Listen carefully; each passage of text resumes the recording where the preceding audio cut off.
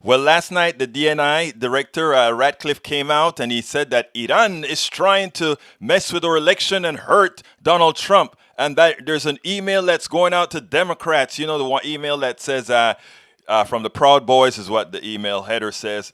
If you Democrats go vote for Trump, if you don't vote for Trump, we're coming to get you. Something to that effect, these emails said, you know. And they claim it's coming from Iran. The truth of the matter is I don't believe it's coming from Iran. The truth of the matter is I think it's just a Russia thing as well, probably helping, trying to scare people to create some sort of a voter suppression. I don't know that for a fact, but that's how seems to me to be the most logical conclusion. But that said, Hallie Jackson went ahead and interviewed one of Trump's spokespersons, Hogan, today, and she decimated him. This is how you interview a lying administration's spokesperson. Check this out, and then let's take it on the other side. Hogan, I have to ask you about this election security warning because this is obviously important as we go into these last week and a half here before Election Day. To your knowledge, was the campaign briefed ahead of time about what DNI Ratcliffe and what Director Wray told the American public last night? We were not, no. Did you receive any briefing after, in the time since that happened at 7:30 and now? Has anybody at the campaign been formally informed by the intelligence agencies about this warning and more about it? I did not, and not to my knowledge, no. Okay. Director Wray talked specifically about the idea that essentially, and I'm paraphrasing here, there is no widespread evidence of voter fraud, that the American people should feel confident in the way that voting procedures are being conducted. So 2 questions on that. Number one, the president himself has been somebody that has spread misinformation and disinformation about voting security. Given this new information from Director Wray and the comments he's now reiterating, will the president back off on making those claims? Is that a conversation that you and the campaign are having with him? You can't deny what you've seen on television in all of these local markets where people are finding ballots in trash cans, people are finding ballots in ditches in the back of trucks. There is no widespread evidence of voter fraud, Hogan. You know that. I don't want to have to rehash this conversation. I'm asking if the president is going to back off those claims. If you can't answer that, that's fine. We can move on, but just answer the question. I'm answering the question because the fact is it does occur. Listen, I received a ballot just the other day in my apartment from someone who hasn't lived there in 10 years. There is not widespread evidence of voter fraud.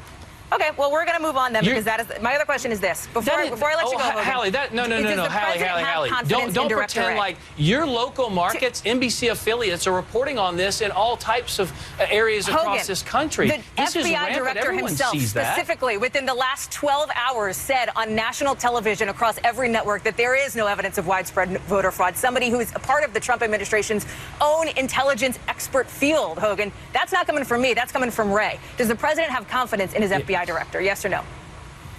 The president has confidence that the American people want a free and fair election. That's what he's been pushing for this entire time. That's why he set up the federal government to work with the states to get interference out of our election cycle. It was Barack Obama and Joe Biden who knew Russia was going to interfere and did nothing. I guess this president put forth a whole of government approach we'll leave it there. to make sure Hogan, that every single person's vote counted.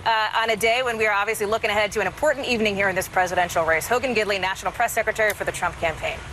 After the break, the CDC changing the...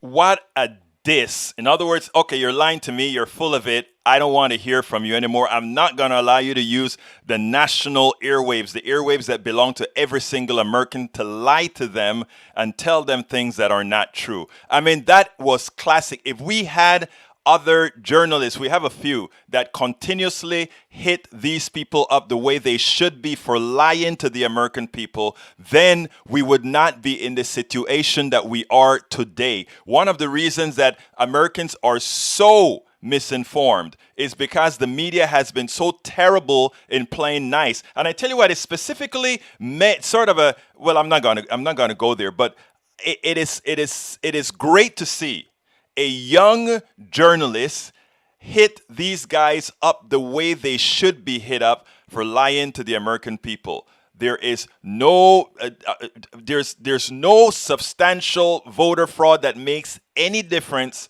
in this country at this time. The only kind of fraud that is occurring right now is Donald Trump attempting to stay in power against the will of the people. Punto y final.